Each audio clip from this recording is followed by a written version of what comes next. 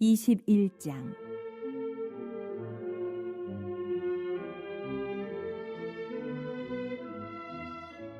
므낫세가 왕이 될 때에 나이가 12세라. 예루살렘에서 55년간 다스리니라.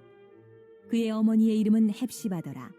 므낫세가 여호와 보시기에 악을 행하여 여호와께서 이스라엘 자손 앞에서 쫓아내신 이방 사람의 가증한 일을 따라서 그의 아버지 히스기야가 헐어버린 산당들을 다시 세우며 이스라엘의 왕 아합의 행위를 따라 바알을 위하여 제단을 쌓으며 아세라 목상을 만들며 하늘의 1월 성신을 경배하여 섬기며 여호와께서 전에 이르시기를 내가 내 이름을 예루살렘에 두리라 하신 여호와의 성전에 제단들을 쌓고 또 여호와의 성전 두 마당에 하늘의 1월 성신을 위하여 제단들을 쌓고 또 자기의 아들을 불 가운데로 지나게 하며 점치며 사수를 행하며 신접한 자와 박수를 신임하여 여호와께서 보시기에 악을 많이 행하여 그 진노를 일으켰으며 또 자기가 만든 아로색인 아세라 목상을 성전에 세웠더라.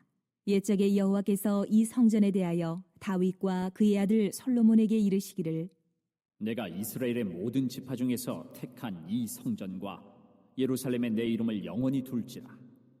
만일 이스라엘이 나의 모든 명령과 나의 종 모세가 명령한 모든 율법을 지켜 행하면 내가 그들의 발로 다시는 그의 조상들에게 준 땅에서 떠나 유리하지 아니하게 하리라 하셨으나 이 백성이 듣지 아니하였고 므낫세의 꾀임을 받고 악을 행한 것이 여호와께서 이스라엘 자손 앞에서 멸하신 여러 민족보다 더 심하였더라.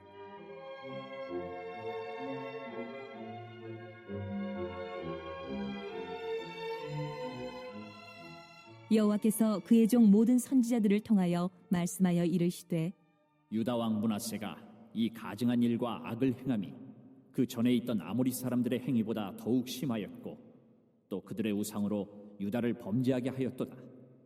그러므로 이스라엘의 하나님 여호와가 말하노니 내가 이제 예루살렘과 유다에 재앙을 내리리니 듣는 자마다 두 귀가 울리리라. 내가 사마리아를 잰 줄과 아합의 집을 다림보던 줄을 예루살렘에 베풀고 또 사람이 그릇을 씻어 엎음같이 예루살렘을 씻어버릴지라. 내가 나의 기업에서 남은 자들을 버려 그들의 원수의 손에 넘긴즉 그들이 모든 원수에게 노략거리와 겁탈거리가 되리니 이는 애굽에서 나온 그의 조상 때부터 오늘까지 내가 보기에 악을 행하여 나의 진노를 일으켰음이니라 하셨더라. 므낫세가 유다에게 범죄하게 하여 여호와께서 보시기에 악을 행한 것 외에도 또 무죄한 자의 피를 심히 많이 흘려 예루살렘 이 끝에서 저 끝까지 가득하게 하였더라. 므낫세의 남은 사적과 그가 행한 모든 일과 범한 죄는 유다 왕 역대 지략에 기록되지 아니하였느냐. 므낫세가 그의 조상들과 함께 자매 그의 궁궐 동산 곧 우사의 동산에 장사되고 그의 아들 아몬이 대신하여 왕이 되니라.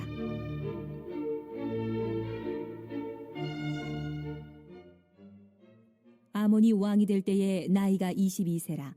예루살렘에서 2년간 다스리니라. 그의 어머니의 이름은 무술레메시요 옅바 하루스의 딸이더라. 아몬이 그의 아버지 므낫세의 행함같이 여호와 보시기에 악을 행하되 그의 아버지가 행한 모든 길로 행하여 그의 아버지가 섬기던 우상을 섬겨 그것들에게 경배하고 그의 조상들의 하나님 여호와를 버리고 그 길로 행하지 아니하더니 그의 신복들이 그에게 반역하여 왕을 궁중에서 죽이매 그 국민이 아몬 왕을 반역한 사람들을 다 죽이고 그의 아들 요시야를 대신하게 하여 왕을 삼았더라. 아몬이 행한 바 남은 사적은 유다 왕 역대 지략에 기록되지 아니하였느냐. 아몬이 우사의 동산 자기 묘실에 장사되고 그의 아들 요시야가 대신하여 왕이 되니라. 자, 오늘 읽으신 21장에 보시면 이제 유다의 그 선한 왕이죠. 히스기야의 아들입니다. 바로 이 므낫세라는 사람이 이제 왕위에 오르게 됩니다. 자, 그래도 1절에 보시면은 이제 이 므낫세가 12살에 이제 왕위에 올라서 몇 년간 통치를 하냐면 무려 55년 동안 나라를 다스리게 됩니다. 자, 그런데 12살이라고 하는 어린 나이에 딱 왕이 되어서 무려 55년이라고 하는 이게 이제 그 역대 왕들의 재임 기간을 비교해 보면 굉장히 긴 기간이거든요. 근데 그렇게 오랜 기간 동안 왕위를 지킬 수 있었다라고 하는 것은 한편으로는 뭘 의미할까요? 이 므낫세라고 하는 이 사람의 어떤 개인적인 인간적인 능력이 얼마나 탁월했는가 그것을 한번 생각해 볼 수 있는 그런 부분이기도 합니다.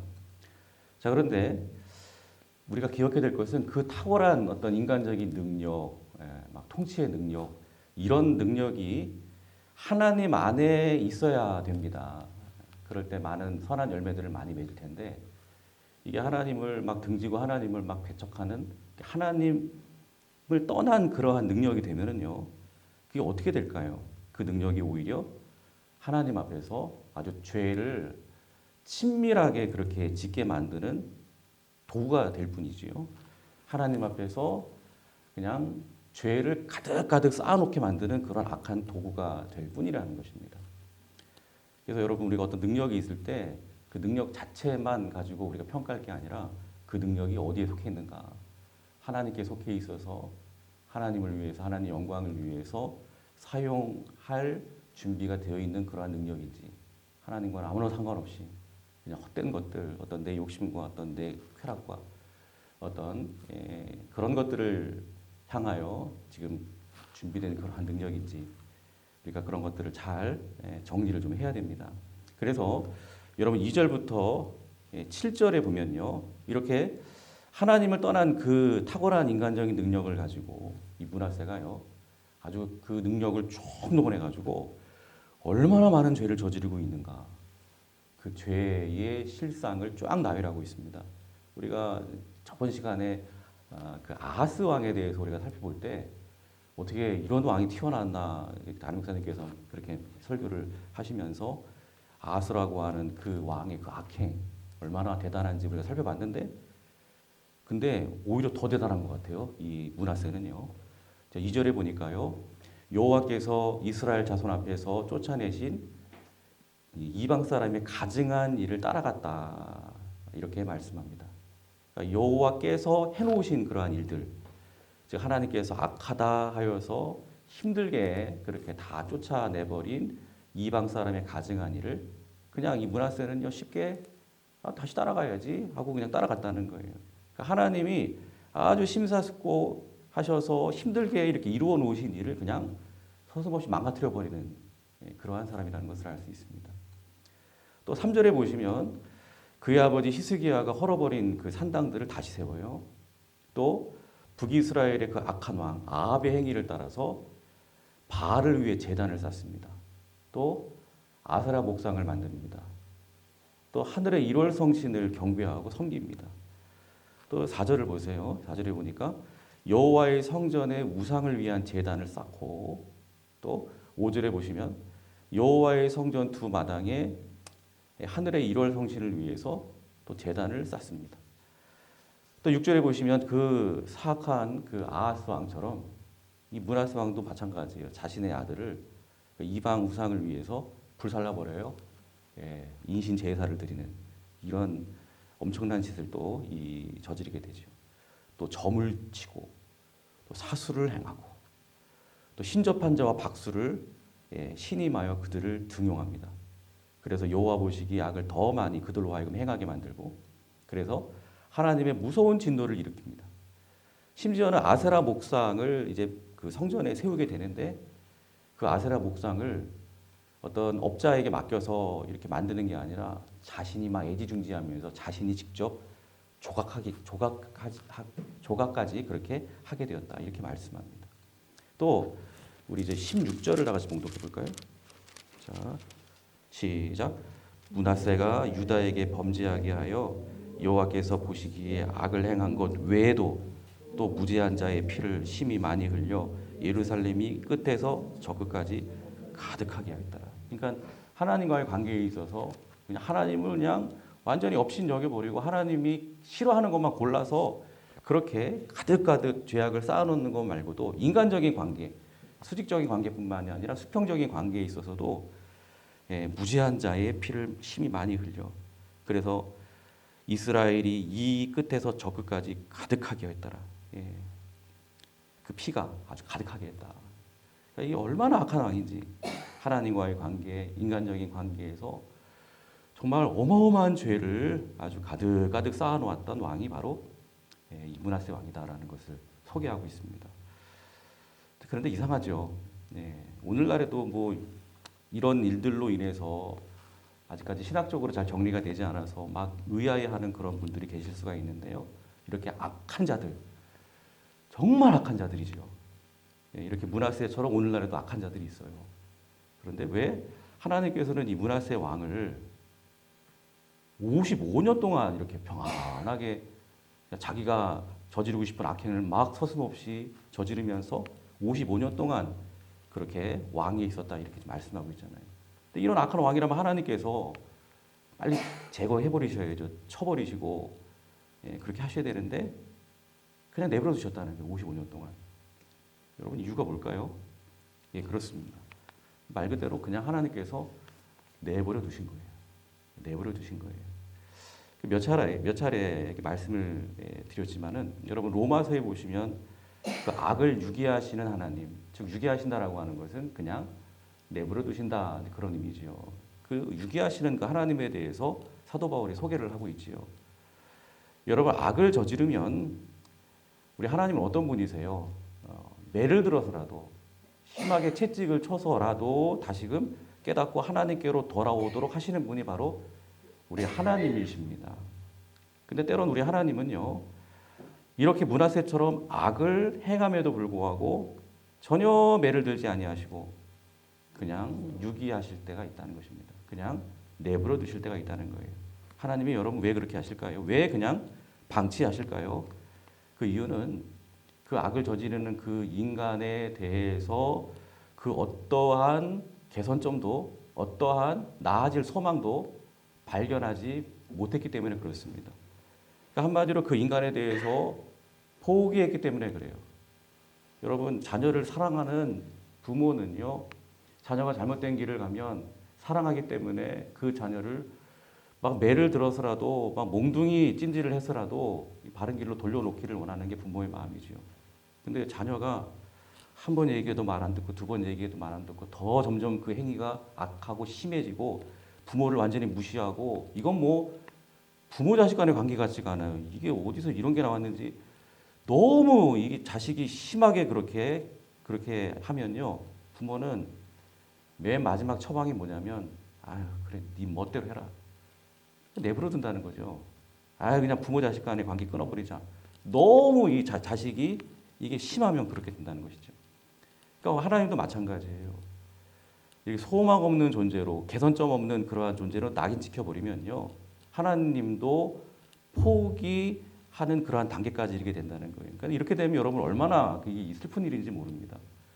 이 므낫세가 이렇게 오랫동안 무려 55년 동안 막 악을 가득가득 쌓아가고 있는데도 불구하고 아무런 채찍도 없고 아무런 징계도 없고 아무런 신호도 없고 사인도 없다면 그래서 므낫세의 입장에서는 뭐 이렇게 하나님을 막 반대하고 내가 원하는 우상들을 막 들여다가 막 그들을 섬겨도 괜찮네 뭐 아무 일도 벌어지지 않네.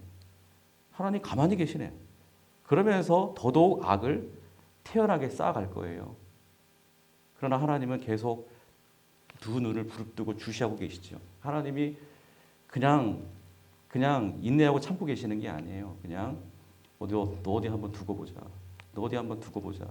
무서운 눈으로 그 악한 일을 저지르는 그 행동 하나하나를 계속 지금 주시하시면서 하나님께서는 다 기억하고 계신다는 거예요. 그리고 마지막 이제 심판의 때에 쌓아놓았던 그 죄악에 따라 하나님께서 왕창 형벌을 부어버릴 것입니다. 여러분, 그래서 하나님께서 그냥 지금 태연하게 가만히 계신다고 해서 여러분 그것이 여러분께 좋은 게 아니라 그것이야말로 정말 무서운 하나님의 심판이라고 하는 것입니다. 그러므로 우리의 삶 가운데 여러분 조금만 잘못해도 조금만 하나님의 뜻에 어긋나게 행동해도 막 곧바로 하나님의 징계가 막 주어지고요. 또 채찍이 우리에게 주어지고 막 힘들고 어려운 일들이 막 생기고 막 그렇다면요. 여러분 잊지 마십시오. 그것이야말로 바로 나를 사랑하시고 그래서 나를 포기하지 않으시고 나에게서 아직도 소망을 품고 계신다는 하나님의 마음의 표현인 줄로 믿습니다.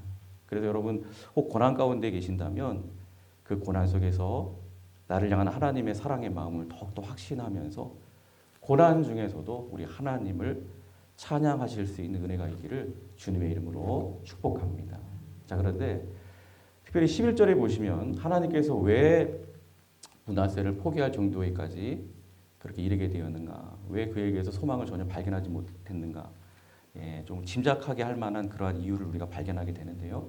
자, 우리 11절을 다 같이 봉독해 보겠습니다. 자, 시작.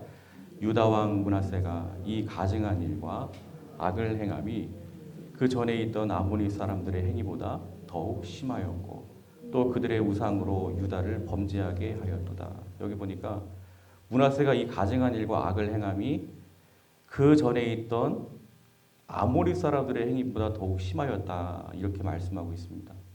그러니까 하나님께서는 이 므낫세의 악행을 지금 비교를 하되 그 이전에 있던 뭐 유다의 왕들과 혹은 뭐 북이스라엘의 왕들과 지금 비교를 하고 있는 게 아니에요.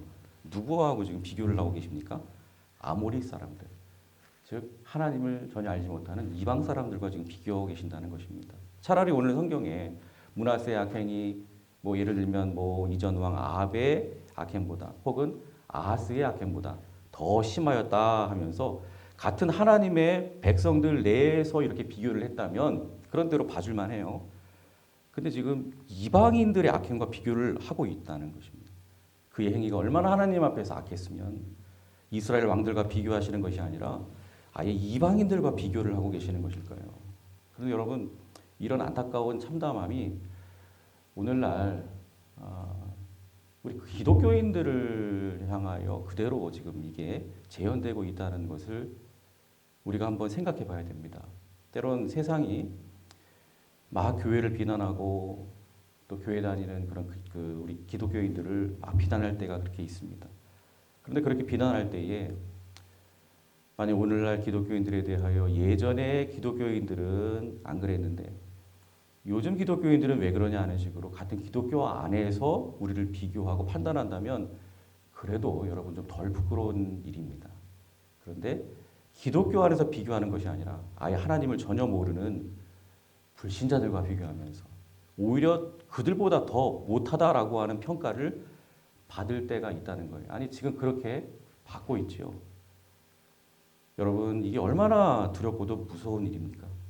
하나님의 백성들인 우리가 믿음의 사람이라고 불리는 우리가 하나님을 전혀 모르는 사람들과 비교될 뿐만이 아니라 오히려 하나님을 알지 못하는 저 세상 사람들보다 더 악하다, 더 못하다라고 하는 평가를 듣는다면 그보다 더 뼈아픈 책망이 여러분 어디에 있겠습니까? 믿지 않는 우리를 향해서 저 사람 과연 교회 다니는 사람 맞아? 저 사람이 정말 예수 믿는 사람 맞아? 하나님 믿는 사람 맞아? 이런 식으로 반문을 하고 있다면 이것은 단순한 비난이 아니라 우리 한국교회의 영혼들을 향한 하나님의 무서운 경고일 수 있는 것입니다. 오늘 본문의 므낫세를 하나님께서 아예 포기하듯이 그렇게 포기해버리시고 한국교회를 향해서 촛대를 옮겨버리실 수 있는 여러분 그런 무서운 경고의 책망인 것입니다. 그래서 하나님은 오늘 이 말씀을 통해서 우리 한국교회를 향하여 성도들을 향하여 다시 한번 묻고 계시는 것입니다. 너는 누구의 기준으로 지금 이 세상을 살고 있느냐?